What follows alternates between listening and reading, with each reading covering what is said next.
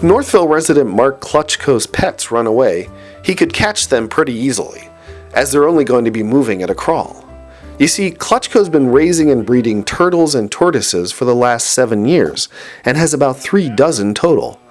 Some of these hard-shell critters are endangered on Earth, and will need human help to regain their numbers in the wild. With a $300 a month electricity bill and more money devoted to feed and bedding, it's a calling that Klutchko takes very seriously, and part of his time is spent bringing the reptiles around to local schools to educate kids about the proper care for these exotics. We sat down in Klutchko's Northville home to talk about his passion. How long have you been collecting and breeding and raising turtles? I've always liked turtles my whole life. When I grew up in New Jersey, there was a fish hatchery behind our house, and a lot of the abandoned ponds that they didn't use anymore, of course, were taken over by turtles and frogs and snakes, and that's kind of when it started as a kid, and just kind of always liked turtles my whole life. And I think it was about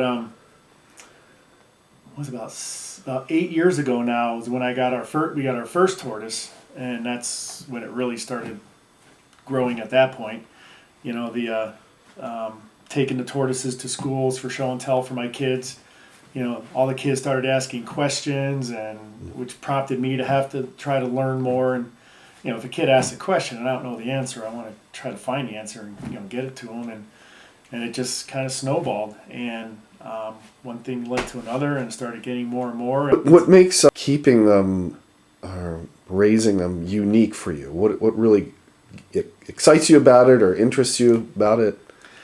Well, I think what's really cool, I mean, you know, obviously we're big animal lovers. We've had the dogs and the cats and everything, and yeah, dogs are cool. But what I really like about the tortoises is, and they actually do have some intelligence. They are very interactive. It's not like a snake that it's in the cage and you feed it once a week and that's it. You can't really handle them or interact with a snake, where the tortoises you actually can. You know, some of them really love their neck being scratched, and we have one male down there that in the summertime I sit in the backyard and he'll climb right up into my lap and just sit there in my lap.